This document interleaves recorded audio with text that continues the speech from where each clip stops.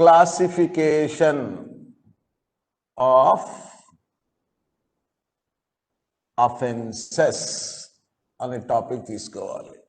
So the pen is out.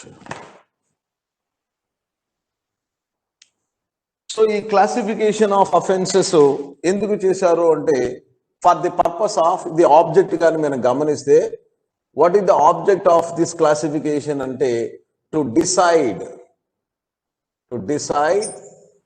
procedure, to decide the procedure to be applied. మరి సిఆర్పిసిలో criminal procedure code అని మనం చదివాము. ఆ procedure ఎలా అప్లై చేయాలి, పోలీసులు ఏం చేయాలి, కోర్టు వారు ఏం చేయాలి, పార్టీస్కి ఏమి హక్కులు ఉన్నాయి. అలాగే మనం ఆల్రెడీ చెప్పిన ఆర్టికల్ 21లో no person shall be deprived of his life or personal liberty except procedure established by law. మరి ఆ ప్రొసీజర్ ప్రతిదానికి ఉండాలి. అందుకే ఇక్కడ ఏం చేశారు, నేరాల్ని బట్టి ప్రొసీజర్ డిసైడ్ చేస్తున్నారు. కాబట్టి the object of classification of offences is that the decide procedure to follow, apply procedure to follow. అంటే ఇప్పుడు మనం తీసుకున్నటువంటి అఫెన్సెస్ అది ఏమంటారు, కాగ్నిజబుల్ అఫెన్సా, నాన్ కాగ్నిజబుల్ అఫెన్సా, బెయిలబుల్ అఫెన్సా, నాన్ బెయిలబుల్ అఫెన్సా, సమన్స్ కేసా, వారంటీ కేసా, కాంపౌండబులా, నాట్ కాంపౌండబులా. చూసారా ఎన్ని పదాలు ఉన్నాయో.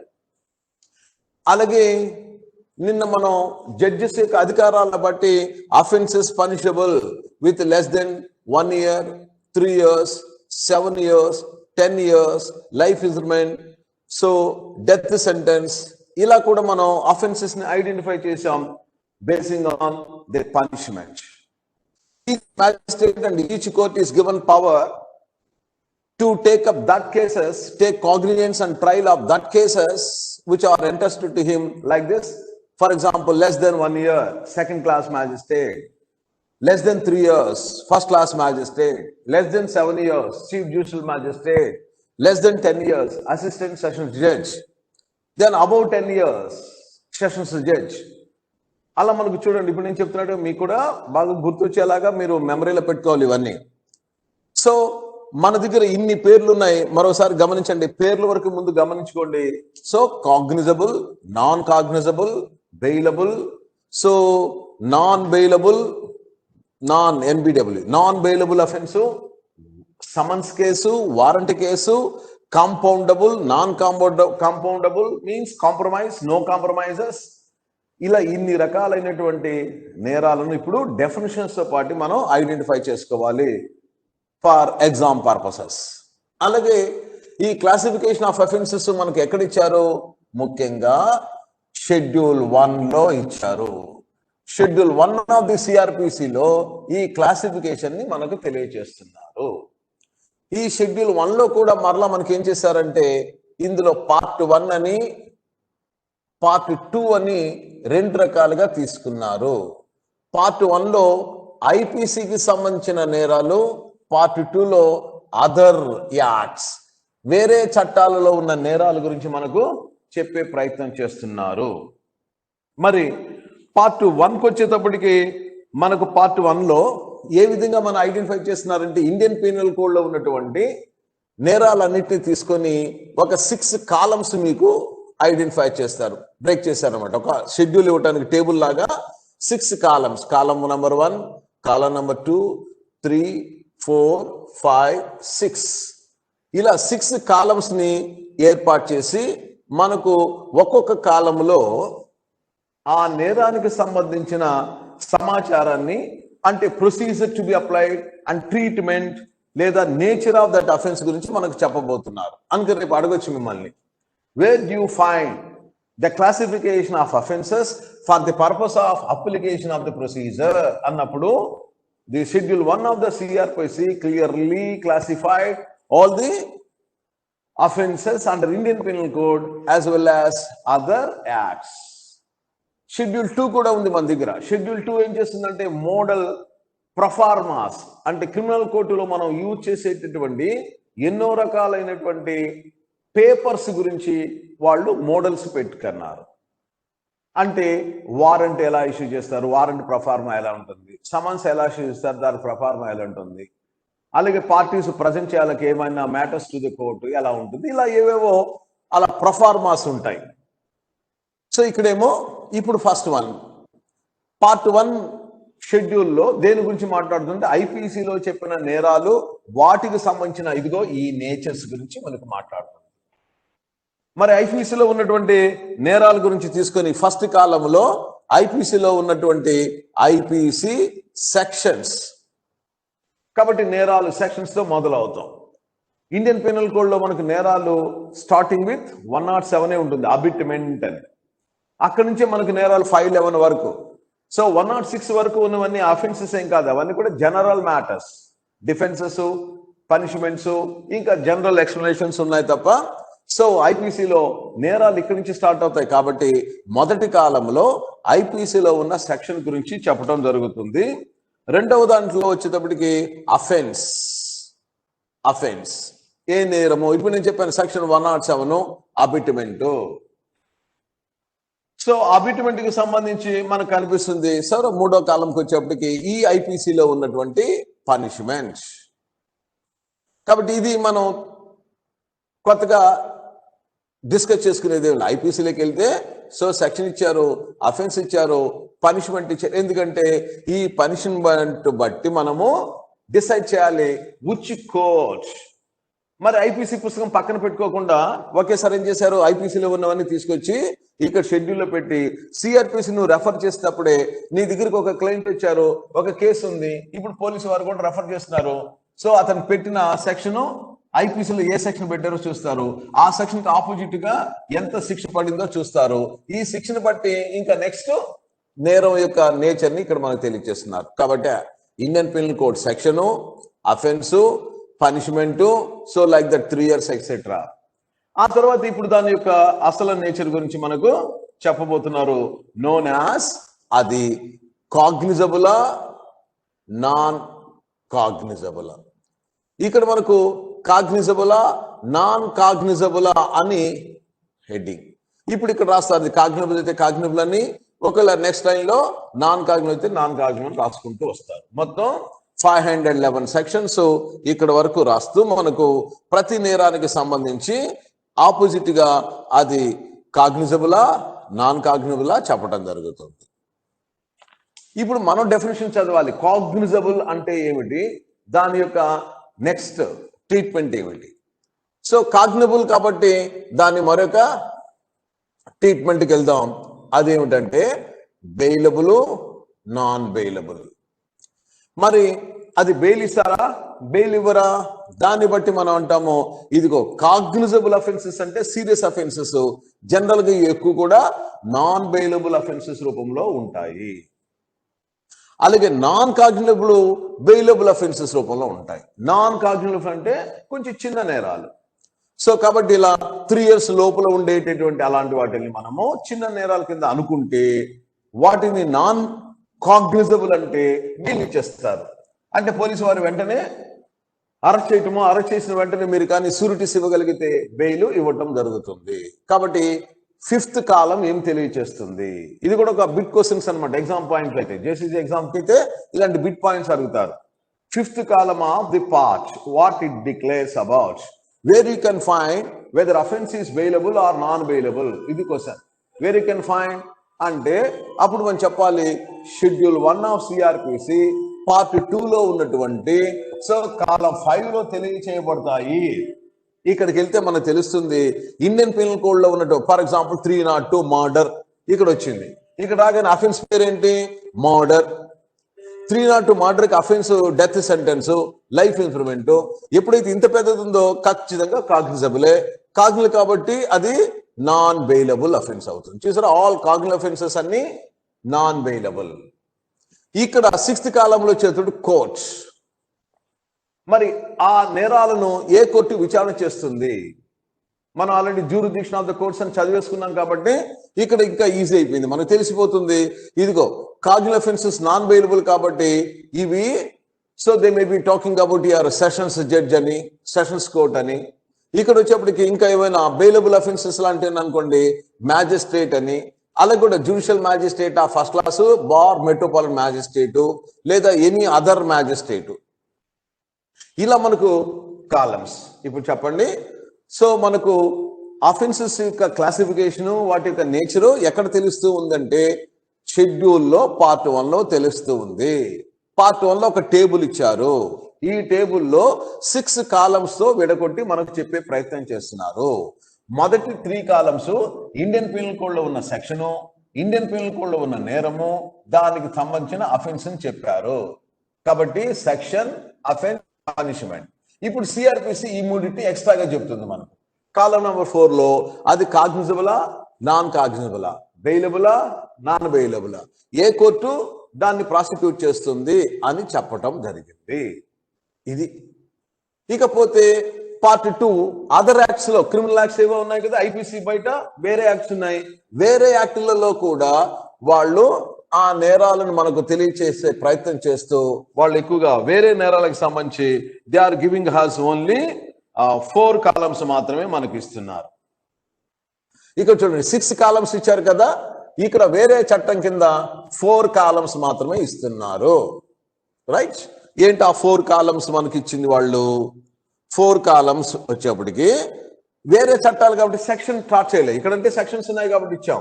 అందుకని వాళ్ళు ఏం చేస్తున్నారంటే వేరే చట్టాలలో పనిష్మెంట్, వేరే చట్టాలలో ఏ నేరమైనా ఇదిగో ఇంత శిక్ష కానీ ఉంటే అంటూ మనకు ప్రయత్నం చేశారు. కాబట్టి పనిష్మెంట్, తర్వాత కాగ్నిజబులా, నాన్ కాగ్నిజబులా, బెయిలబులా, నాన్ బెయిలబులా, ఇకపోతే కోర్ట్. అంతే, 4 ఇచ్చారు. ఇవి 2 ఇక్కడ లిఫ్ట్ చేసేసారు. పనిష్మెంట్ లో వాళ్ళు ఏం చేశారు? So less than 3 years, less than 3 years, 3 years or more. ఇప్పుడు less than 3 years, 3 years or more ఉంటే ఇప్పుడు లెస్ దెన్ 3 years శిక్ష పడే నేరాలన్నింటినీ కూడా నాన్ కాగ్నిజబుల్ అని, 3 years ఆర్ మోర్ అంటే కాగ్నిజబుల్ అని వాళ్ళు డిక్లేర్ చేస్తున్నారు. మరి అలాగే లెస్ దెన్ 3 years ఇక నాన్ కాగ్నిజబుల్ అనగానే ఎక్కువగా ఏమవుతాయి? బెయిలబుల్ అఫెన్సెస్ అవుతాయి, నాన్ బెయిలబుల్ అఫెన్సెస్ అవుతాయి. కాబట్టి ఇక్కడ వచ్చేప్పటికి సో ఇక్కడ కోర్టు గురించి చెప్తారు. ఏ కోర్టు వాళ్ళు అక్కడ రాయొచ్చు. The case can be decided by the judicial magistrate of first class, second class, sessions court, ఏదో రాస్తారు. ఆ విధంగా కోర్టు పేరు ఉంటుంది, విచ్ కోర్ట్. కాబట్టి ఇలా మనం జరిగిన నేరాలని ఏ కోర్టుకి తీసుకెళ్ళాలి, ఆ తర్వాత వారికి బెయిల్ ఇవ్వాలా వద్దా, అరెస్ట్ చేయాలా వద్దా. ఇప్పుడు కాగ్నిజబుల్ అనే పదం దేనికి సంబంధించి ఎక్కువగా వాడుకుంటామంటే అరెస్ట్ చేయాలా వద్దా. కాబట్టి on the rule, basing on the rule of arrest we decide the case as a cognizable, non cognizable. మరి అరెస్ట్ చేసిన తర్వాత బెయిల్ ఇవ్వాలా ఇవ్వద్దా? బెయిల్ యాజ్ ఎ రైట్ పొందుతాడా లేకపోతే కొంత సమయం తర్వాత పొందుతాడా? కాబట్టి to grant bail or not to grant bail గురించి చెప్పడానికి, అలాగే వాళ్ళని సో కోర్టు వారు పార్టీలని కోర్టు ముందు హాజరుపరచమని ఆర్డర్లు పాస్ చేస్తుంటారు. కోర్టు ఆర్డరే సమన్స్ అన్న, కోర్టు ఆర్డరే వారెంట్ అన్న. మరి కోర్టు ఎలాంటి ఆర్డర్లు పాస్ చేస్తుంది? To call the parties to the court. Summons issue చేస్తుందా, వారెంట్స్ ఇష్యూ చేస్తుందా? కాబట్టి so producing the parties, producing before court. ఏ విధంగా వాళ్ళని సమన్స్ అంటే గౌరవంగా పిలవటం. బాబు మీరు కోర్టుకు రండి అని సమన్స్ అంటే ఒక నోటీసు. పలానా కేసులో నువ్వు విట్నెస్, పలానా కేసులో నీ మీద కేసు పడింది, పిటి కేసు, నువ్వు కొంచెం కోర్టుకు వచ్చి చెప్పుకో అని నేరస్తులైనా విట్నెస్లైనా మామూలుగా పిలిపించవచ్చు. దాన్ని సమన్స్ అంట. ఎప్పుడైతే ఆ సమన్స్కి అతను స్పందించడో లేదా జరిగిన నేరం కాస్త పెద్దదో అలాంటప్పుడు వారెంట్ ఇష్యూ చేస్తారు. వారెంట్ అంటే టేక్, బ్రింగ్ హిమ్. కాబట్టి సమన్స్ అంటే కమ్, వారెంట్ అంటే బ్రింగ్. చూసారా, కమ్, బ్రింగ్, 2 డిఫరెన్స్ ఉంది. నువ్వు రా అంటే సమన్స్, పట్టుకురా అంటే వారెంట్.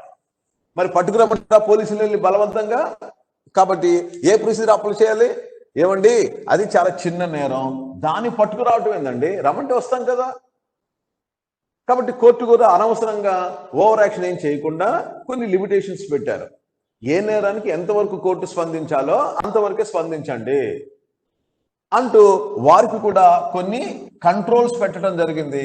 సో కాబట్టి ఈ ప్రొసీజర్ అంతా కూడా దేనికి సంబంధించి to control the court and police also, not only giving power to the police and court to do justice లేదా for administration of justice, and also there is a controls over that. వాళ్ళు ఇష్టం వచ్చినట్టుగా చేయకుండా as per procedure establish by law. కాబట్టి ఇది మనకు ఏం చేస్తుంది, డైరెక్ట్ చేస్తుంది, డైరెక్ట్ and also control.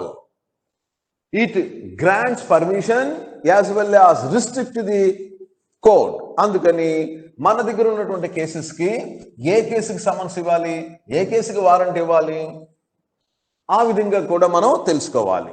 కాబట్టి రేపు ఎగ్జామినేషన్ మిమ్మల్ని what is the summons case, define summons case, state the procedure for trial of summons case. మళ్ళీ ఎక్కడికో వెళ్ళిపోవాలి. ఇక్కడేమో సమన్స్ కేసు అని డెఫినేషన్ చదువుకుంటాం, తర్వాత ఎక్కడికో వేరే సెక్షన్స్ దగ్గరికి వెళ్ళి ట్రయల్ ఆఫ్ సమన్స్ కేస్. అలాగే what is a warrant case, explain the procedure for prosecution, అదే ట్రయల్ ఆఫ్ వారెంట్ కేసెస్. మరి ట్రయల్ ఆఫ్ వారెంట్ కేసు అనగానే అది సెషన్స్ జడ్జా లేకపోతే జ్యుడిషియల్ మ్యాజిస్ట్రేట్ ఆఫ్ ఫస్ట్ క్లాసా? ఇప్పుడు మళ్ళీ తేడాగా అడుగుతారు మిమ్మల్ని. Explain the procedure for trial of warrant cases by judicial magistrate of first class. ఇప్పుడు ఈ ప్రొసీజర్ వేరే అయిపోతుంది, ఈ ప్రొసీజర్ వేరే అయిపోతుంది. చూసారా, వేరువేరుగా ఉంది. మరి మీరు ఆ లోతుకు వెళ్ళాలి, ఇప్పుడు మెల్లగా తెలుసుకోవాలి. అందుకని మనకు ప్రొసీజర్ యొక్క స్ట్రెంగ్త్ను బట్టి గుర్తుందా, నీకు ప్రొసీజర్స్ 3 రకాలుగా ఉంటాయి అని చెప్పాను. ఒకటి రెగ్యులర్ ప్రొసీజర్, అంటే వెరీ లాంగ్ ప్రొసీజర్ ఉంటుంది, ఎలాబరేట్. రెండోది షార్ట్ ప్రొసీజర్ ఉంటుంది. మూడోది వెరీ షార్ట్ ప్రొసీజర్ ఉంటుంది. మన దగ్గర అలా ఈ criminal procedure code provide procedure for a long procedure, short procedure and very short procedure. నిజానికి షార్ట్ ప్రొసీజర్ అంటే summons case, very short procedure అంటే ఇందులోనే ఇంకా నోన్ యాజ్ ఏ సమ్మరీ ట్రయల్ అంటారు. సమన్స్ కాకుండా సమ్మరీ ట్రయల్ అంటారు వీటిని. లార్జ్ ప్రొసీజర్, ఎలాబరేట్ ప్రొసీజర్ అంటే వారెంట్ కేసెస్ అంటారు. కాబట్టి ఇప్పుడు మనము ఒక ప్రయత్నం చేయాలి. What is a warrant case, what is the procedure, what is summons case, what is the procedure. అలాగే మరొకటి ఉంది, నేరం జరిగిన తర్వాత ప్రతి నేరస్తుడు ఖచ్చితంగా శిక్ష అనుభవించాల్సిందేనా? నేరం చేశారు కాబట్టి కోర్టే తీర్పు చెప్పి కోర్టే శిక్షించాలా? ఒకవేళ ఏమైనా విక్టిము ఆ నేరస్తుని క్షమించే అవకాశం ఉందా? విక్టిము నష్టపోయింది ఇతను, కేసు పెట్టింది ఇతను, కంప్లైంట్ కూడా ఇచ్చాడు, ఎఫ్ఐఆర్ ఇచ్చాడు. ఇప్పుడు అతను ఈ wanted to pardon him, excuse the accuse. ఆ విధంగా ఒక విక్టిము నేరస్తుని క్షమించేసి శిక్ష పడకుండా తప్పించవచ్చునా? అలా అయితే ఏమవుతుంది, ముందు నేరాలు చేసేస్తారు నేరస్తులు, తర్వాత విక్టిమ్ని ఏదోలాగా మాయ చేసేసి ఈ కేసు నుంచి బయటపడిపోతారు. ఎందుకంటే కాంప్రమైజ్ అనే ఒక కాన్సెప్ట్ ఉంది. అదే ఇక్కడ చూసారా, కాంపౌండింగ్ అంటే కాంప్రమైజ్. మరి ఇప్పుడు ఈ విధంగా నేరస్తుడు ఈ విక్టిమ్ని ముందేమో గాయపరిచాడు, ఇప్పుడేమో బ్రతిమలాడుకుంటున్నాడు, లేదా ఇంకేదో చేస్తున్నాడు.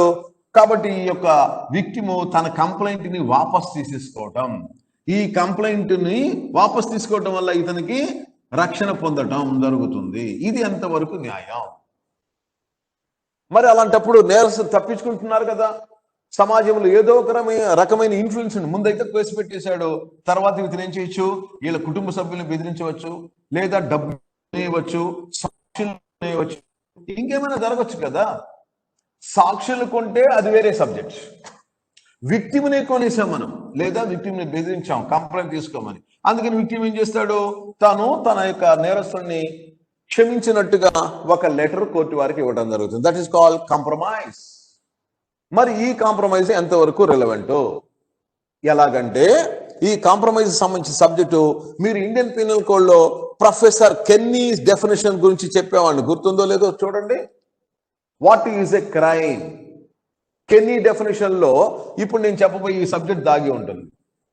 కెన్నీ ఏమంటారు గుర్తుందా?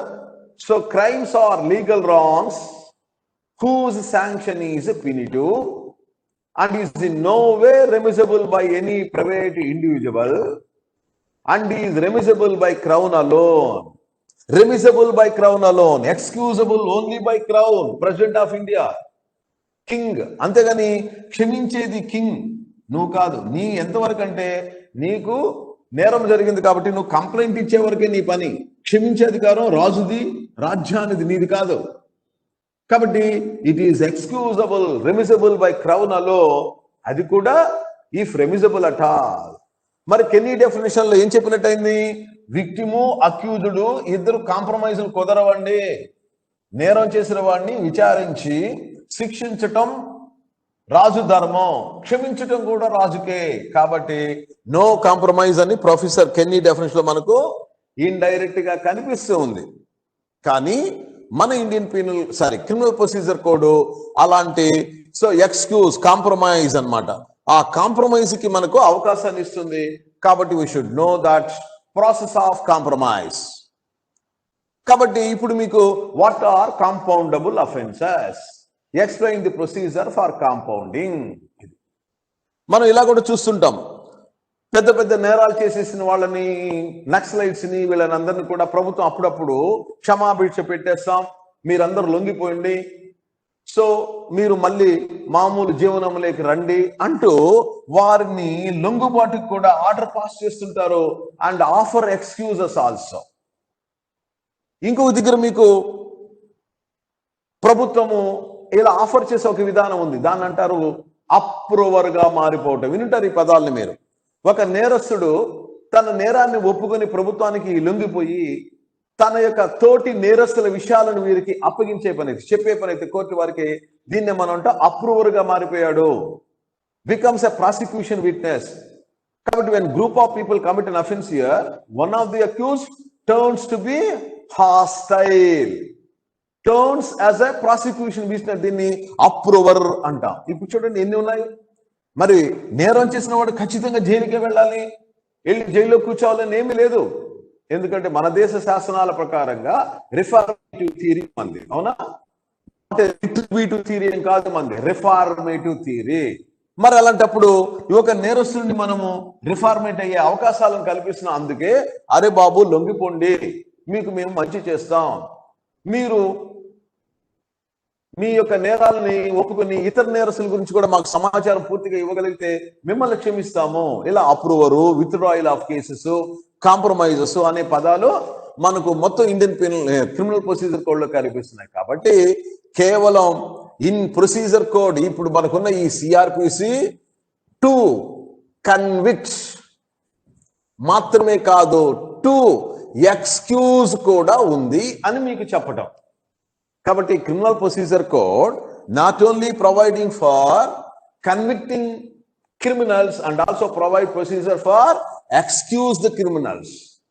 కన్విక్ట్ చేయలేకపోతే అది అక్విట్ చేయడానికి కాదు సిఆర్పిసి పెట్టుకుంది. To be frank, object of the CrPC is to acquit the criminal కాదు. ఆ కాన్సెప్ట్ వెళ్ళకూడదు. CrPC only to conduct trial and convict. కాకపోతే ఎవిడెన్స్ ఉండాలి. మీరు తగినటువంటి ఎవిడెన్స్ ని, ఆధారాలను కోర్టు వారికి చూపిస్తే కన్విక్ట్ చేస్తారు, లేకపోతే నాట్ కన్విక్ట్. అక్విట్ అనకూడదు నిజాన్ని చెప్పాలంటే, నాట్ కన్విక్టింగ్. ఎందుకంటే మీరు కన్విక్ట్ చేయటానికి కదా కేసు తీసుకొచ్చారు. అయ్యా వాడు నేరస్తుడని కేసు పెట్టి తీసుకొచ్చారు, శిక్షించండి అని తీసుకొచ్చారు. అంతేగాని ఏమండి నేరస్తుడండి శిక్షించొద్దండి అని కాదుగా మా దగ్గరికి వచ్చింది. శిక్షించమని వచ్చారు కాబట్టి మేము శిక్షించే ప్రయత్నం చేస్తాం. మీ దగ్గర ఆధారాలు ఉంటాయి, లేదా కేసు కొట్టేస్తాం. లేదు ఆధారాలు ఉన్నాయి, శిక్షించేశాము, అయినా అతను ఏం చేయొచ్చు, ఎక్స్క్యూజ్ పొందొచ్చు. అందుకే పార్డన్. ప్రెసిడెంట్ ఆఫ్ ఇండియాకి, గవర్నర్ కి మనం పార్డన్ పవర్స్ ఇచ్చాం. కాబట్టి వారు కొన్ని కేసెస్ లో క్షమాభిక్ష పెడతారు. మరికొన్ని కేసెస్ లో ఏం చేస్తున్నారు, శిక్ష పడిన ఖైదీలను ప్రభుత్వం విడుదల చేస్తుంది ఎర్లీగా. This is known as a commutation of sentence అంటాం. Commutation of sentence. Death sentence is converted into life imprisonment. Life imprisonment is converted into ordinary term imprisonment. Ordinary term imprisonment లో కూడా కన్సెషన్ ఇచ్చేసి సెండ్ హోమ్. మరి ఇన్ని రకాలుగా నేరస్తులకి మనము exemption ఇస్తున్నాము. అందులో ఒక భాగము విక్టిమే ఇవ్వచ్చున, రాజు ప్రొఫెసర్ కెన్నీ చెప్పినట్టుగా రాజే ఇవ్వాలా. సో ఇలా మనకి ఇప్పుడు ఒక కొత్త ఏరియా సబ్జెక్ట్ మీరు తెలుసుకోబోతున్నారు. చూసారు, ఇప్పుడు ఒక chart out side the picture మీకు చాలా విషయాలు తెలుస్తున్నాయి. Once again I break 2 ways. 1, offenses are generally discussed with these headings: cognizable, non-cognizable, bailable, non-bailable, summons case, warrant case, compounding offenses, non-compounding offenses. All these are made for the purpose of application of CRPC procedures.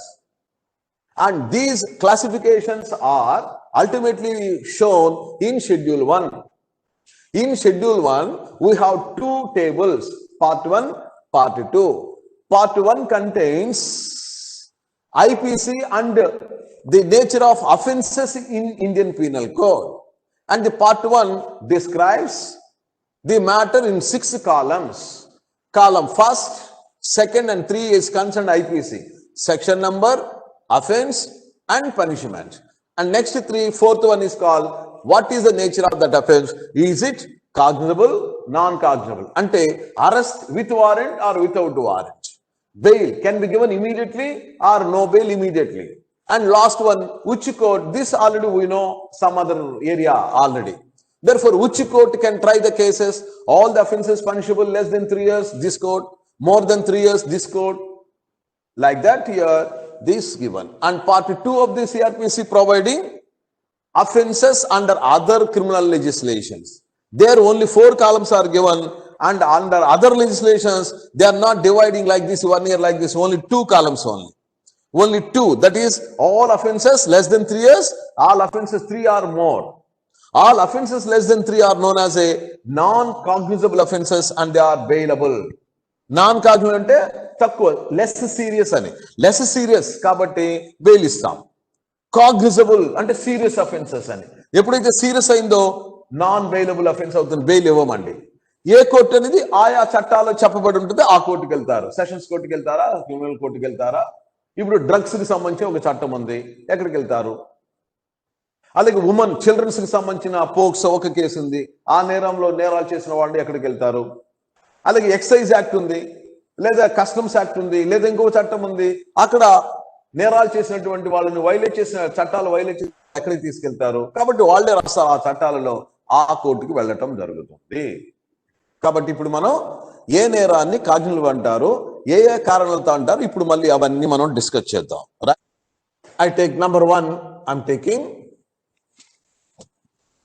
whether offenses are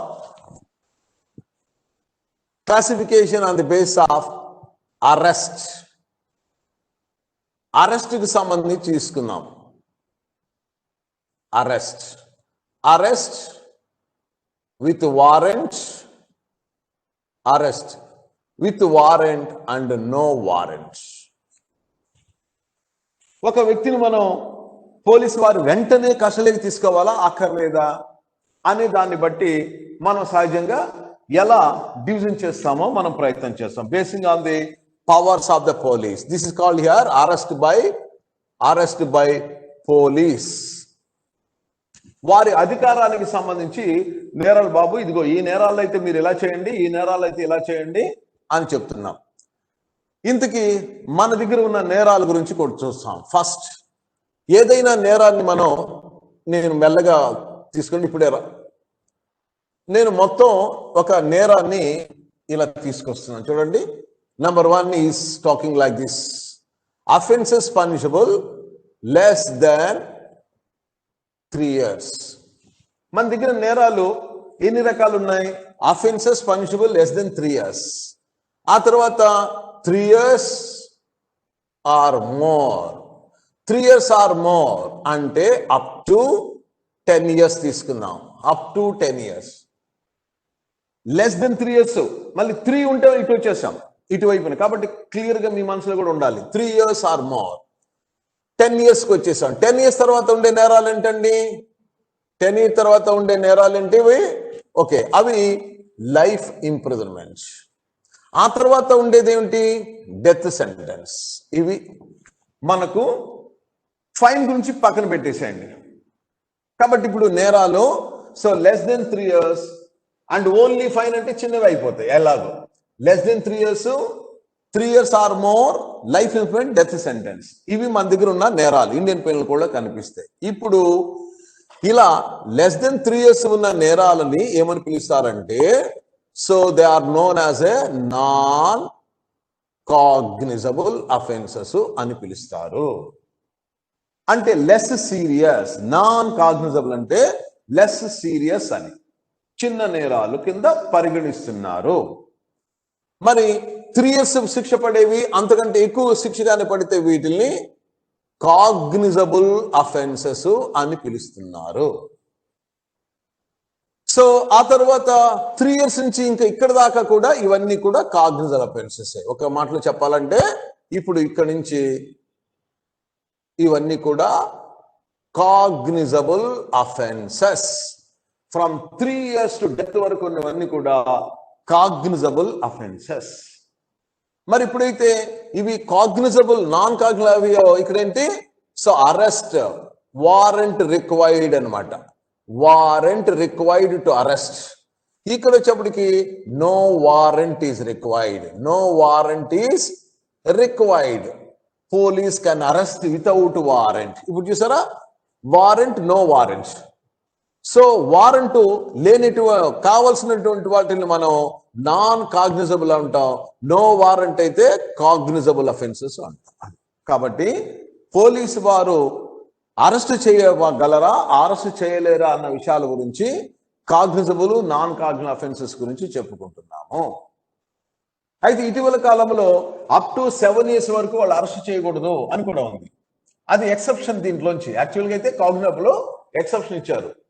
తర్వాత మళ్ళీ కూడా ఇటీవల మళ్ళీ 7 years concept మళ్ళీ మార్చారు. తర్వాత చూద్దాంలేండి, ఇది ఇంతవరకు చూద్దాం. మీరు ఈ టేబుల్ వేసుకోవాల్సిందే. ఈ టేబుల్ నేను ఇంకా ఇస్తాను, అలా వేస్తూ రండి. కాబట్టి మొదటి చూసారా, అఫెన్సెస్ మనం ఒక లైన్ లో గమనిస్తే less than 3 years, 3 years to 10 years, life and death. మరి 3 years నుంచి డెత్ వరకు ఉన్న అన్ని నేరాలని కాగ్నిజబుల్ అని, ఇలాంటి నేరాలు చేసినటువంటి వ్యక్తులను వెంటనే పోలీసులు అరెస్ట్ చేయొచ్చని, దానికి కోర్టు పర్మిషన్స్ అక్కర్లేదని అర్థము. Can arrest without warrant. ఇప్పుడు రెండవది మనకు బెయిల్. బెయిల్కి సంబంధించి మరి అరెస్ట్ చేసిన వ్యక్తికి మనము బెయిల్ ఇవ్వాలా, ఇవ్వక్కర్లేదా?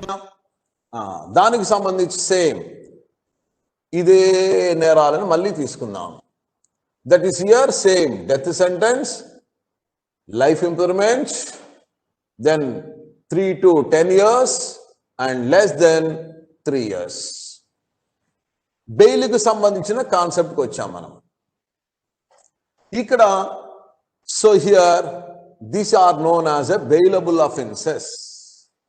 ఇక్కడ నుంచి ఇవన్నీ కూడా non bailable offences. Non bailable offences అంటే మీకు యాజ్ ఎ రైట్ అరెస్ట్ కాగానే బెయిల్ అడిగే హక్కు మీకు లేదు, కోర్టు వారు ఇవ్వాల్సిన అవసరం లేదు. ఎక్సెప్షనల్ కేసెస్ లో మాత్రమే ఇక్కడ ఇస్తారు. అరెస్ట్ చేయబడినటువంటి వ్యక్తి చిన్నవాడు, పిల్లవాడు అయి ఉంటేనో, లేదా ఏజ్డ్ పర్సన్ అయి ఉంటేనో, లేదా సిక్ పర్సన్ అయి ఉంటేనో, ఉమెన్ అయి ఉంటేనో బెయిల్ ఇస్తారు తప్ప తక్కిన వారికి ఎవరికి బెయిల్ ఇవ్వరు. అందుకని no right to claim bail. ఇక్కడ right is bail is a right. అందుకని 3 సంవత్సరాల కంటే తక్కువ శిక్ష పడేటటువంటి నేరాలని బెయిలబుల్ అఫెన్స్ అని, 3 సంవత్సరములు అక్కడి నుంచి ఇంతవరకు డెత్ సెంటెన్స్ వరకు పడే వాటిని నాన్ బెయిలబుల్ అఫెన్సెస్ అని పిలుస్తాము. ఇప్పుడు దీన్ని బట్టి మీకు ఒక కాంబినేషన్ ఇక్కడ తెలుస్తూ ఉంది, గమనించండి. What is the combination? You can find the combination non bailable ego. ఈ 2 కాంబినేషన్ చూడండి, ఏమిచ్చాము? ఇది నాన్ కాగ్నిజబుల్ అయితే ఆటోమేటిక్ ఏమైంది? Every non cognizable offence is a bailable offence. Every cognizable offence is a non bailable offence. చూసారు ఇక్కడ. కాబట్టి ఇప్పుడు మీకు 3 విషయాలు తెలుస్తున్నాయి. ఒకటి, శిక్ష పడే కాలము, దాని యొక్క నేచరు. 3 సంవత్సరాలకి మించి శిక్ష పడే నేరాలన్నిటినీ కాగ్నిజబుల్ అంటాము, నాన్ బెయిలబుల్ అంటాము. ఇది ఒక స్టెప్. సో అలాగే ఇంకా మన దగ్గర ఉండేటటువంటి నేరాలని ఎలా మనం ప్రొసీడ్ చేద్దాం. And also known as a coming to the trial procedure. Trial ప్రొసీజర్ని అడాప్ట్ చేయటం కోసంగా కోర్టు వారు రోజు విచారణ జరపాలి కదా. ఆ విచారణ జరపడానికి వారికి ఒక ప్రొసీజర్ స్టెప్స్ ఇచ్చామండి. మనం ఇదివరకే రాసాం. ఎఫ్ఐఆర్ నుంచి జడ్జిమెంట్ వరకు ఒక రూట్ ఇచ్చాను, రూట్ మ్యాప్. ఆ రూట్ మ్యాప్ లో కొన్ని ఉంటాయి, కొన్ని ఉండవు.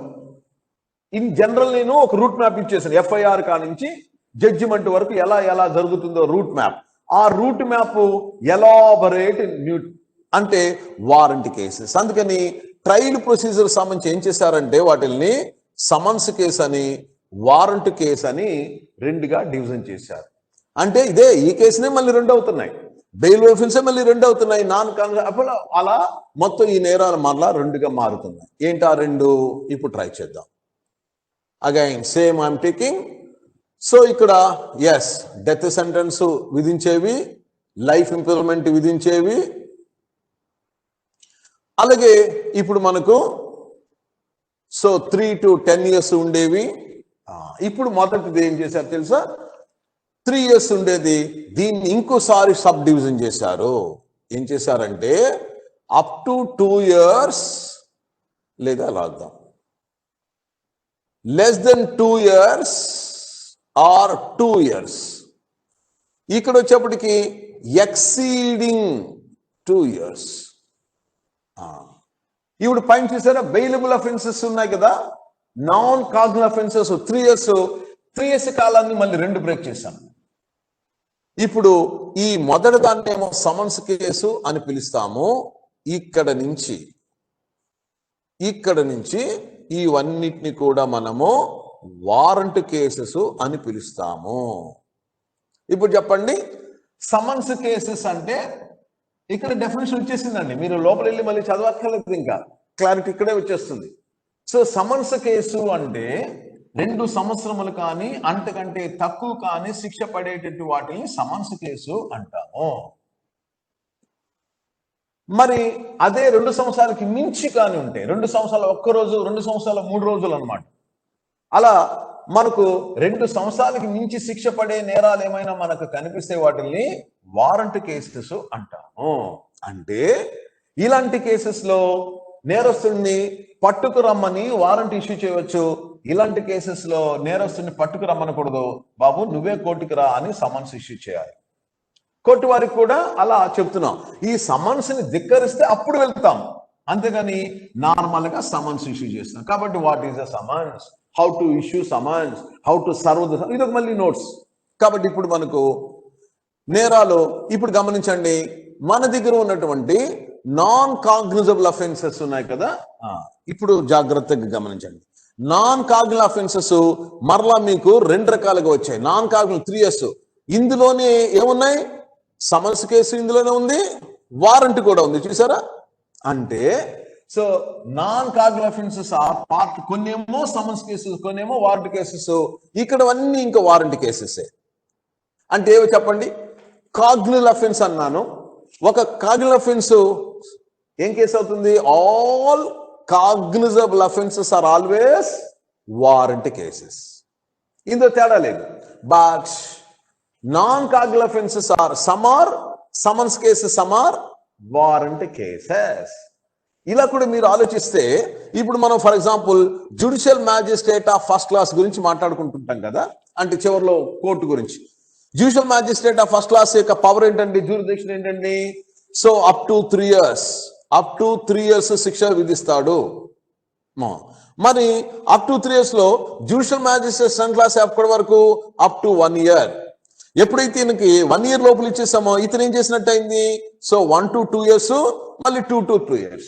ఇప్పుడు చెప్పండి, 1 to 2 years కేసు ఏమవుతుందండి?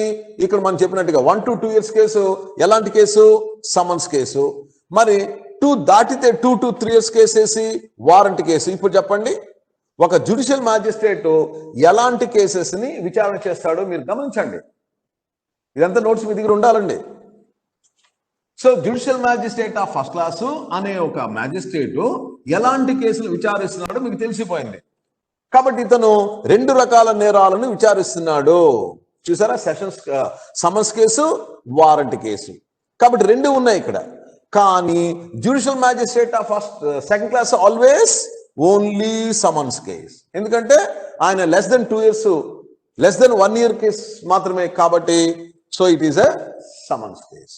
మరి అలాగాని గమనిస్తే ఇప్పుడు మనకు సెషన్స్ జడ్జో అసిస్టెంట్ సెషన్ జడ్జి గురించి మాట్లాడనుకోండి, అడిషనల్ సెషన్ జడ్జి వీళ్ళకి ఎలా ఇచ్చారండి? So 10 years life imprisonment, death sentence. వీళ్ళు ఎలాంటి కేసులు విచారణ చేస్తారంటే ఆల్వేస్ వారంటీ కేసులు మాత్రమే. మరి మనం ఇలా చెప్పొచ్చు, సార్ వారంటీ కేసులు వీళ్ళు అంటే 10 years లైఫ్ కాబట్టి అన్ని వారంటీ కేసులే కదా. ఇది చూసారా, warranty cases 10 years life imprisonment. Warranty కేసులు అయినప్పుడు సెషన్స్ కోర్టు ఏమైనా సమన్స్ కేసును చూస్తుంది. ఎప్పుడు అప్పీల్ రూపంలో చూస్తుంది. అందుకే డైరెక్ట్ గా కేసులు ఎక్కడికి వస్తే దీన్ని ఏమంటారంటే ఒరిజినల్ జ్యూరిడిక్షన్ అంటాం, అప్పీల్ రూపంలో వస్తే అప్పీలేటివ్ జ్యూరిడిక్షన్ అంటాము.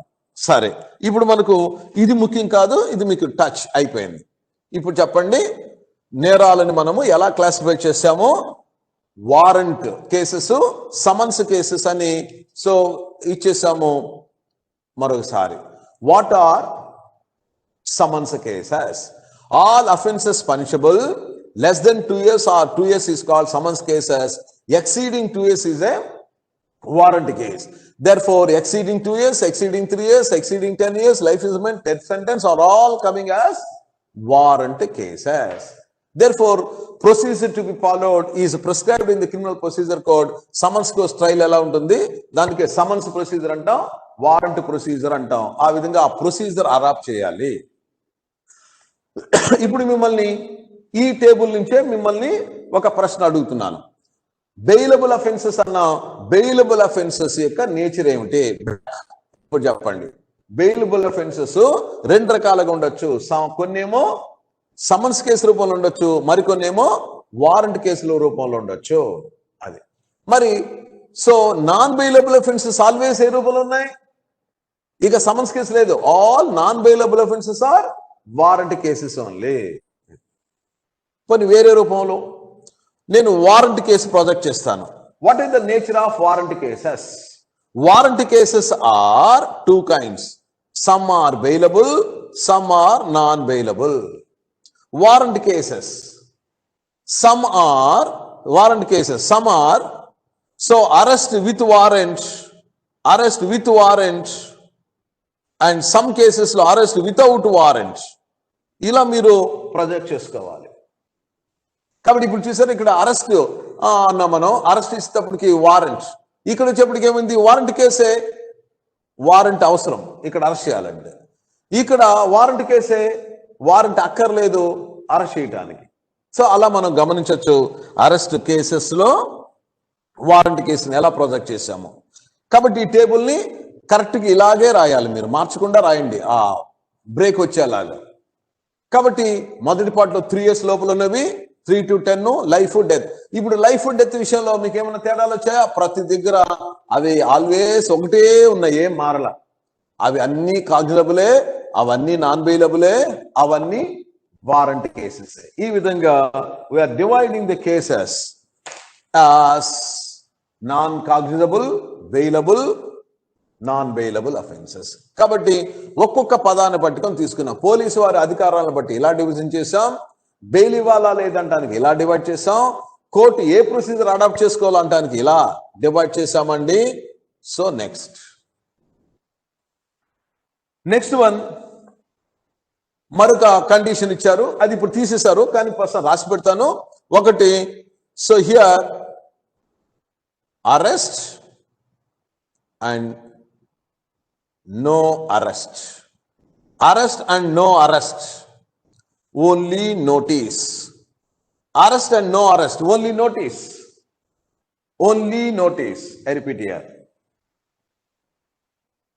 Arrest or anamata, no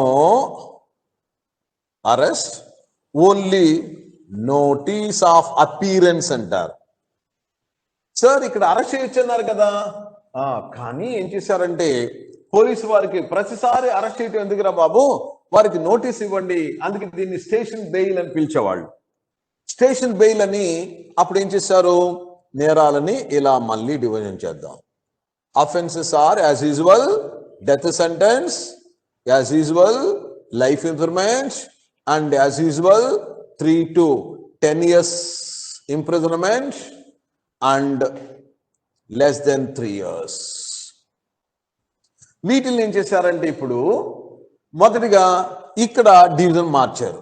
ఇక్కడ మార్చి ఏం చేశారు? So up to less than 3 years and 3 to 7 years.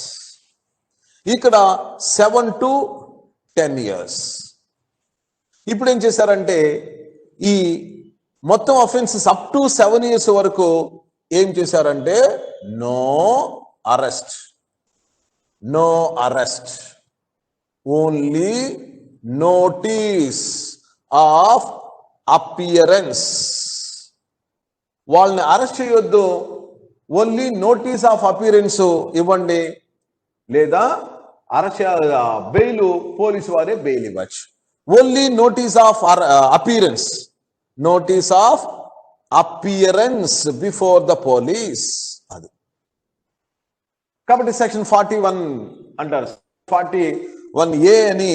So దీని కింద వారికి నోటీస్ మాత్రమే ఇస్తారు, అరెస్ట్ చేయరు. ఒకవేళ చేసినా వాళ్ళని వెంటనే పోలీసు వారే డిస్కషన్ ఇచ్చారు వారిని విడుదల చేయటానికి. అయితే ఇప్పుడు మీరు ఇక్కడ ఏం చేయాలంటే చివరిలో చెప్తానులేండి, అది వద్దు. సో ఇది ఇప్పుడు చెప్పండి, మన దగ్గర ఉన్నటువంటి నేరాలు మనం ఇప్పుడు అనుకున్నాం కదా. సో ఒకప్పుడు ఏమన్నాం? బెయిలబుల్, నాన్ బెయిలబుల్ అన్నాం. గుర్తొచ్చిందా? బెయిలబుల్ ఎక్కడి వరకు? 3 years. సో 3 years దాటితే నాన్ బెయిలబుల్. ఇప్పుడు ఏం చేశారు? నో అరెస్ట్ అనేసారు. అంటే కొన్ని నాన్ బెయిలబుల్ అఫెన్సెస్ ఏం చేశారంటే నో అరెస్ట్ కింద తీసుకొచ్చేసారు. చూసారా? నాన్ బెయిలబుల్ అఫెన్సెస్ కి బెయిల్ పర్మిట్ చేసేసారు. No, only notice of appearance. అంటే police give bail, police can give bail, police can give bail. No arrest. ఒకప్పుడు నో అరెస్ట్ ఎక్కడి వరకు ఉండేదండి? 3 years వరకే ఉండేది బెయిలబుల్ అఫెన్స్. బెయిల్ అంటే అర్థం ఆటోమేటిక్గా నో అరెస్ట్ అని అర్థం అండి. అరెస్ట్ చేసినా మీరు బెయిల్ ఇచ్చేయండి అని. ఇప్పుడు 7 years వరకు బెయిల్ ఇచ్చేసారు. ఇక్కడ వచ్చేప్పటికి సో ఇక్కడ police must arrest, police must arrest, ఎందుకంటే cognitive offences. And court only grants bail, court only grants bail. 7 సంవత్సరాలకి మించి శిక్షలు పడేటటువంటి నేరాల విషయంలో పోలీసు వారికి డిస్కషన్ లేదు, అరెస్ట్ చేయాల్సిందే, కోర్టు ముందుకు తీసుకురావాల్సిందే, కోర్టు వారు బెయిల్ ఇస్తారు. ఇక్కడ పోలీసు వారు మొదటి నేరాలను ఓకేనా no arrest, less than 3 years. మీరు ఇంకొక మాట కానీ గమనిస్తే ఇలా కూడా మీరు గమనించవచ్చు. ఇప్పుడు చెప్పండి, ఇక్కడ సో బెయిలబుల్ అఫెన్సెస్ ఎక్కడి వరకు వచ్చాయండి? 3 years వరకు వచ్చాయి కదా, బెయిలబుల్ అఫెన్సెస్ కదా, కాబట్టి నో అరెస్ట్. ఎలాగూ నో అరెస్ట్ ఉంది బెయిలబుల్ అఫెన్సెస్, కానీ ఏం చేసాం మనం? No arrest. Up to 3 years no arrest, 3 to 7 years కూడా ఓన్లీ నోటీస్ ఆఫ్ అపియరెన్స్ ఇస్తాం, police can grant the bail. ఇక్కడ కూడా ఒక రకంగా నో అరెస్ట్ అని అర్థం. ఇక్కడ వచ్చేప్పటికి arrest, police must arrest, court only grant bail, ఇక్కడ పోలీస్ గ్రాంట్ బెయిల్. దీన్ని మనం స్టేషన్ బెయిల్ అంటున్నాం. స్టేషన్ బెయిల్ ఎంతవరకు వెళ్ళిపోయింది? 7 years వరకు వెళ్ళింది. అయితే ఇప్పుడు మీకు డౌట్ ఏమైనా ఉంటే కొత్తగా ఇక్కడ కూడా రాసేస్తాను, రౌండ్ చేసి గుర్తుపెట్టుకోండి మీరు కూడా. And now recently in 2020 so there is a change, amended, changed, law is changed here, 3 to 7 years also.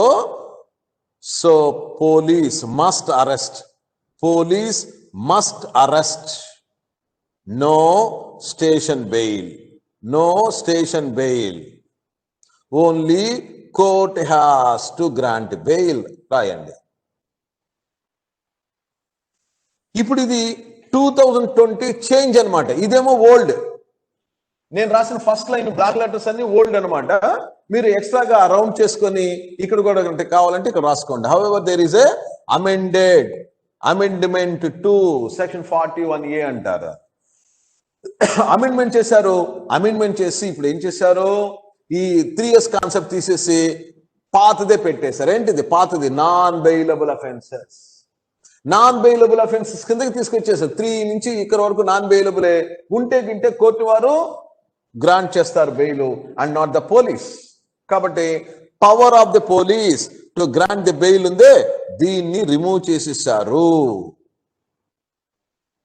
So అలా మనకు పోలీసు వారు అరెస్ట్ చేయాలా వద్దా అనే విషయం మీద మనకు 2 కండిషన్స్ ఇచ్చారు. That is here up to 7 years, అలాగే 7 to 10 years, then life. Up to 7 years వరకు ఏం చేశారంటే పోలీస్ నో అరెస్ట్, అరెస్ట్ చేసే పని లేదండి, వారికి కేవలం నోటీస్ మాత్రమే ఇవ్వండి. మా ముందు హాజరు కమ్మని, police notice to appear before the police. Then under special cases they can arrest. అంటే ఇక్కడ చాలా చెప్పాలి, కుదరదు ఈ కొంచెంలో, అందుకని జనరల్ గా వదిలేస్తున్నా. ఏమేమి సందర్భాల్లో అరెస్ట్ చేయొచ్చు, చేయకూడదు, పోలీసు గ్రాంట్ ఎలా ఇస్తారు, కొంచెం డిస్కషన్ అవసరం కనుక ఇన్ జనరల్ మనం తీసుకుంటే చాలు. 7 years, 7 to 10 మస్ట్ అరెస్ట్, అంతే. ఇక్కడ ఏమి పోలీసుకి డిస్కషన్ ఏ లేదండి. ఈ నేరం గురించి ఎఫ్ఐఆర్ వచ్చింది అనుకోండి, వెళ్ళి పట్టుకొచ్చేయడం. అదే ఈ నేరం గురించి ఎఫ్ఐఆర్ వచ్చింది అనుకోండి, పట్టుకురాక్కర్లే. అయ్యా మీ మీద ఎఫ్ఐఆర్ వచ్చింది, వచ్చి స్టేషన్లో కనపడండి, మిమ్మల్ని విచారించాలా అని ఒక నోటీస్ ఇస్తే చాలు. వారు ఆ నోటీస్ తీసుకొని పోలీస్ స్టేషన్కి వెళ్ళి ఏమండి పిలిపించారు ఎందుకండి అని చెప్పి మాట్లాడటం. ఈ పిలిపించి మాట్లాడేటప్పుడు పోలీసు వారికి ఏమైనా అనుమానాలు వస్తే, ఏది అది కూడా ఇలాంటి 3 to 7 years ఉంది కదా, అది చేసి ఉంటే పెద్ద నేరం. 3 years మించిన నేరం ఇతను చేశాడని, పైగా ఇతను పారిపోతాడని, లేదా ఇతను ఏమైనా సాక్షుల్ని తారుమారు చేస్తాడని కొన్ని ప్రత్యేక అనుమానాలు కానీ వస్తే అప్పుడు ఇతను అరెస్ట్ చేయవచ్చు, కోర్టుకి హాజరుపరచవచ్చు. అందుకని డిస్కషన్ ఉంది ఇక్కడ. సో ఆ విషయం మళ్ళీ చూద్దాం. సో ఇప్పుడు చూసారా, కాబట్టి అరెస్ట్ చేయాలా లేదా, వారెంట్ అవసరమా లేదంటానికి ఇది కాన్సెప్ట్స్. అయితే ఆ దాన్ని మళ్ళీ మార్చేసి ఏం చేసాం, అరెస్ట్ చేయాలా ఓన్లీ నోటీస్ ఇవ్వాలంటే yes this is the subject. ఇక నెక్స్ట్ మరొక క్లాసిఫికేషన్ వెళ్దాం. That is the 5th one I'm taking here, known as compounding. Sorry, 5th one compounding and non compounding. మరి నేరస్తులు కాంప్రమైజ్ చేసుకోవచ్చునా, compromise చేసుకోకూడదా?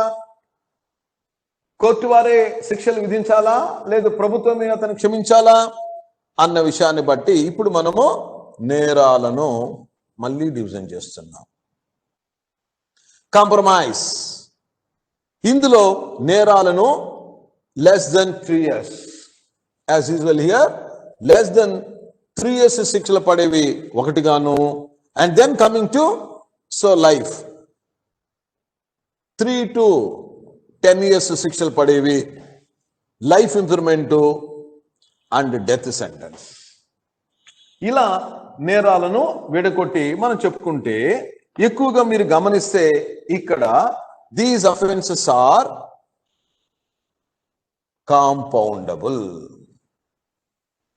These offenses are non-compoundable. ఈ నేరాల విషయాలలో నేరస్తుడు మరియు విక్టిము కాంప్రమైజ్ చేసుకునే అవకాశం లేదు. కోర్టు బయట కాంప్రమైజ్ చేసుకునే అవకాశం లేదు. అయ్యా మేమిద్దరం కాంప్రమైజ్ అయిపోయాము, నేను కేసు విత్డ్రా చేసుకుంటాము అంటే అప్పుడు విక్టిమ్ మీద ప్రభుత్వము రివర్స్ కేసు పెడుతుంది. ఎందుకంటే కోర్టులు అంటే తమాషానా, పోలీసులు అంటే మీకు ఏమైనా సేవకులా, మీ ఇష్టం వచ్చినట్టు కేసులు పెట్టను, మీరు కేసు పెట్టారు కదా అని వాళ్ళ హడావుడిగా వెళ్ళి వాడిని పట్టుకునేదానికి పరుగులు తీసి రాత్రి పగళ్ళు కాపలా కాసి వాడిని చివరికి పట్టుకొస్తే నువ్వు ఇప్పుడు కేసు విత్డ్రా చేసుకుంటావా, బేరాలు కుదిరించుకొని డబ్బులు తీసేసుకొని, అంటే నువ్వు న్యాయాన్ని నువ్వు కూడా అమ్మేసినట్టు అవుతుందిగా. కాబట్టి విక్టిమ్ కు కూడా క్షమించే అవకాశం లేదండి, అందుకని జాగ్రత్త. So therefore it is given here no compound. అంటే సో అక్యూజ్డ్ విక్టిము కాంప్రమైజ్ చేసుకోవటం కుదరదు. No compromise. సారీ ఇక్కడ కదా, సో కాంప్రమైజ్ పర్మిటెడ్, ఇక్కడ కదా రాయాలి పర్మిటెడ్, కాంప్రమైజ్ పర్మిటెడ్, ఇక్కడ నో కాంప్రమైజ్. అయితే కేవలం ఇలా చెప్పకుండా వాళ్ళు మనకు ఇంకొక రూపంలో చెప్పారు, దాన్ని ఎలా ప్రొజెక్ట్ చేస్తాను చూడండి. ఇక్కడ so for compounding offences are classified into 2. Section 320లో ఐ రిపీట్ హియర్, సెక్షన్ 320లో offenses are classified into 3. Under section 320 CRPC, for the purpose of compounding, offenses are classified into 3. First list 1 anda, list 2 anda. రెండే ఉన్నాయి, list 3 లేదు, కానీ మనం మూడోది తీసుకుందాం. List 1 ఏంటంటే కాంప్రమైజ్ బై అగ్రిమెంట్. పార్టీలు ఇద్దరు ఏమైనా ఒప్పందం చేసుకుంటే, కాబట్టి అక్యూజ్డ్ విక్టిమ్ మధ్య ఒప్పందం గాని కుదిరితే వారు కాంప్రమైజ్ చేసుకోవచ్చు. లెటర్ తీసుకెళ్లి కోర్టు వారికి ఇచ్చేస్తారు, అయ్యా మేము కాంప్రమైజ్ చేసేసుకున్నాం జడ్జి గారు, చాలు థ్యాంక్స్ ఆపేసండి కేసు అని జడ్జి గారి దగ్గర ఉన్న కేసుని విత్డ్రా చేసుకున్న హక్కు ఇచ్చారు. ఎప్పుడు లిస్ట్ 1లో ఉన్నటువంటి నేరాలు మనం వెళ్ళాలి 320కి వెళ్ళి 320లో ఒక లిస్ట్ ఉంటుంది, ఆ లిస్ట్ని ఓపెన్ చేసి చదవాలి. అందుకే మీరు బేర్ యాక్ట్ కొనుక్కోండి, సిఆర్పిసి బేర్ యాక్ట్ కొనుక్కోండి, కొత్తది కొనుక్కోండి, లేటెస్ట్ బుక్ ఏమైనా అమెండ్మెంట్స్ వచ్చి ఉంటాయి కాబట్టి సిఆర్పిసి బేర్ యాక్ట్ ప్రతి ఒక్కరు ఉండే దగ్గర చూసుకోండి. ఎగ్జామ్ పర్పస్కి అయితే నా దగ్గర మీరు ఉన్నారు కాబట్టి మెటీరియల్ ఫర్ ఎగ్జామ్కి ప్రాబ్లం లేదు, నేను ఇచ్చే ఎస్ఏలే చాలా ఎక్కువ అవుతాయి మీకు. సో చాలా జాగ్రత్తగా చదువుకొని మంచి ర్యాంకు కూడా సంపాదించే ప్రయత్నం చేయాలి మీరు అందరూ కూడా. సో కాబట్టి బేర్ యాక్ట్ ఒకటి కొనుక్కోండి, అందులో ఇప్పుడు మీరు గమనించవచ్చు. కాబట్టి what is the compoundable offences? They are classified into list 1. Compounding is permitted by the parties voluntary agreement. వాళ్ళిద్దరూ ఒక అగ్రిమెంట్ చేసుకొని చేయొచ్చు. లిస్ట్ 2లో మేము మరికొన్ని నేరాలు ఇచ్చామండి, వీటికి అగ్రిమెంటు కావాలి ప్లస్ కోర్టు పర్మిషన్ కావాలి. Court permission. Therefore, what I want to tell, so compromise is permitted between accused and victim with permission of the court అని అర్థం, with permission. అంతేగాని మన ఇద్దరం కాంప్రమైజ్ అయిపోతుంటే కుదరదు. ఎందుకంటే ఇప్పుడు చెప్పాంగా, the victim, even victim also not suppose to play with the courts, court procedures. వ్యవస్థని అతను ఆడుకోకూడదు, నీ స్వలాభం కోసం కాదు ఈ వ్యవస్థ ఉండేది, నీ రక్షణ కోసం ఉంటే నువ్వు ఎలా ఆడుకుంటావు ఇలా.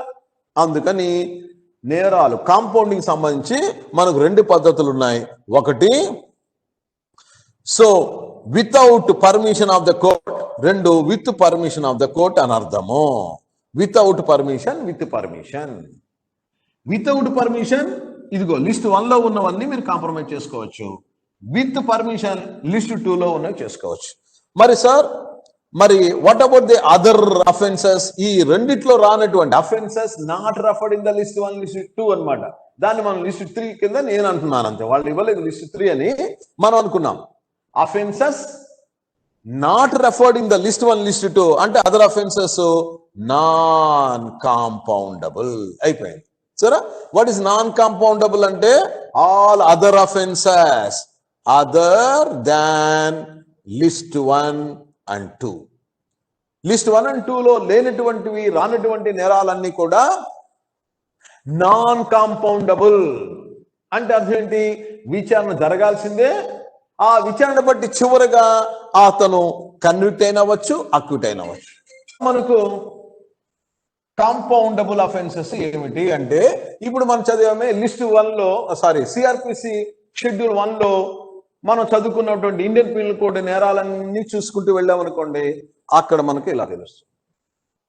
సార్ పోనీ ఇండియన్ పీనల్ కోడ్ లో ఉన్న నేరాలు లిస్ట్ 1, లిస్ట్ 2 కింద ఇచ్చారు, what about the other legislation లోకి వెళ్తే, అంటే స్పెషల్ లెజిస్లేషన్ అక్కడే రాస్తారు whether these offences are compoundable or not అని. ఫర్ ఎగ్జాంపుల్ చూడండి, మనకు check bounce case negotiable instrument act అంట. ఆ యాక్ట్ లోకి వెళ్ళామనుకోండి, చెక్ బౌన్స్ అయింది, డిజానర్ అయింది, అందుకని 138 అంటారు. 138 కింద మనం కేసు పెట్టాం, కేసు నడుస్తూ ఉంది, ఇప్పుడు పార్టీలు కాంప్రమైజ్ చేసుకోవచ్చు. Check bounce case is compoundable, వాళ్ళే రాస్తారు అక్కడ ఎన్ఐ యాక్ట్ లో, అక్కడ రాశారు కాబట్టి ఇక దీంతో సంబంధం లేదు. కాబట్టి స్పెషల్ చట్టాలలో అక్కడ జరిగిన నేరాలకు సో కాంప్రమైజ్ ఉందా లేదా అని వాళ్ళు నిర్ణయిస్తారు. ఇక్కడైతే ఇండియన్ పీనల్ కోడ్ లో ఉన్న నేరాల గురించి లిస్ట్ 1 ఇండియన్ పీనల్ కోడ్ లో ఉన్న లిస్ట్. కాబట్టి ఇప్పుడు చెప్పండి, కాంప్రమైజ్ శిక్ష విధించకుండా మనం బయటపడే అవకాశాలు 3 ఉన్నాయి. ఒకటి by mutual consent between the accuser and the victim. 2 with permission of the court. 3 no compromise at all. అది. సో అలాగే మనం ఇంకో పని కూడా చేస్తున్నాం. నాట్ ఓన్లీ దిస్, ఒకసారి ప్రభుత్వము కేసెస్ విత్డ్రా చేసుకుంటుంది, క్షమాభిక్ష పెడుతుంది, అలాంటివి వేరే సబ్జెక్ట్స్. అవి ఇండైరెక్ట్ గా ఒక కాంప్రమైజ్ కాన్సెప్ట్ ఉంటుంది. కాంప్రమైజ్ లో ఏ విధంగా అయితే రిజల్ట్ ఉందో అలాంటి రిజల్ట్ అక్కడ కనిపిస్తుంది. కాబట్టి వాటిని కూడా మనం ఇక్కడ వాడుకునే ప్రయత్నం చేయొచ్చు. ఇలా మనకు నేరాలను ఎన్ని రకాలుగా డివిజన్ చేశారో ఇప్పుడు ఈ బోర్డులో ఉన్న మెటీరియల్ నీట్ గా మీరు రాసుకోండి. ఇప్పుడు నేను 2 నిమిషాలు ఇస్తాను, రాసుకొని పెట్టుకుంటే ఫస్ట్ పేపర్లో వైట్ పేపర్లో మీ దగ్గర దీనికి పిన్ చేసుకుంటే రేపు ఎగ్జామ్కి వెళ్ళేటప్పుడు నీట్ గా చెప్పడానికి వీలవుతుంది. చూసారా? కాబట్టి నంబర్ 1 మరొకసారి అరెస్ట్ చేయాలా వద్దా, పోలీసుల అధికారం ఏంటి అనడానికి నేరాలను మనము ఇదిగో ఇలా తీసుకొచ్చేసాం. All offences less than 3 years are called non cognizable offences. 3 years మించి డెత్ సెంటెన్స్ వరకు ఉన్న వాటిని కాగ్నిజబుల్ అఫెన్సెస్ అంటాము. మరి ఈ కాగ్నిజబుల్ అఫెన్సెస్ యొక్క పరిస్థితి ఏమిటంటే police can arrest with warrant. ఇక్కడ వచ్చేప్పుడు police can arrest without warrant. No warrant of the court is required, ఎందుకంటే సీరియస్ కేసెస్ కనుక. సరే, అరెస్ట్ అయితే చేశారండి, నెక్స్ట్ ఏంటి? Bail. Yes, offences are declared again. Bail ఇవ్వాలా? బెయిల్ అంటే రిలీజ్ అని, టెంపరరీ రిలీజ్.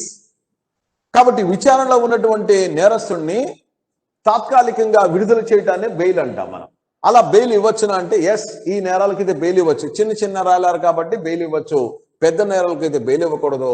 కాబట్టి all cognizable offences are bailable, sorry, all non cognizable offences bailable, but all cognizable offences are. చివరిగా మీకు మరొక విషయాన్ని కూడా చెప్తాను. ఇప్పుడు ఇక్కడ ఈ లిస్ట్ ఇచ్చేసాను కదా, ఏమని ఇచ్చానండి? 3 years లెస్ దెన్ 3 years. ఇక్కడ ఒక స్పెషల్ విషయాన్ని రాసి పెడతాను, గుర్తుపెట్టుకోండి. So as per part 1 of schedule 1, part 1 of schedule 1 of CRPC, some offenses punishable 2 years, kana punishable 2 years or less than 3 years. 2 years or less than 3 years also considered as కాదు. Okay, I repeat here. 2 years or less than 3 years considered as cognizable offenses. అది అక్కడ extra points. I repeat once again. ఇప్పుడు original గా నేను ఏం రాశాను? All offences punishable with 3 years or more cognizable. Less than 3 years ఉంటే non cognizable అని రాశాను. కానీ ఇక్కడ కొన్ని సందర్భాలు ఇన్ సమ్ అఫెన్సెస్ వాళ్ళు రాశారు, some offences 2 years or less than 3 years. చూసారా? ఇక్కడ 2 years టు లెస్ దెన్ అంటే 2 years అంటే ఎక్కడ వచ్చాం మనం? వారెంట్ కేసు లాగా. 2 years or less than 2 years కూడా కాగ్నిజబుల్ అఫెన్సెస్ అని చెప్పడం జరిగింది సమ్ అఫెన్సెస్ లో. కాబట్టి పార్ట్ 1 కింద చూసినప్పుడు 2 రకాలుగా కనిపిస్తున్నాయి. కొన్ని కేసెస్ లో up to 3 years non cognisable అవుతున్నాయి. కొన్ని కేసెస్ లో ఓన్లీ అప్ టు 2 years మాత్రమే నాన్ కాగ్నిజబుల్ అవుతున్నాయి. అదే ఇండియన్ పీనల్ కోడ్ కాకుండా పార్ట్ 2 కాకుండా పార్ట్ 1 కాకుండా పార్ట్ 2కి వెళ్ళానుకోండి, పార్ట్ 2లో షెడ్యూల్ 1 పార్ట్ 2లో ఏ నేరాల గురించి చెప్పుకున్నాం?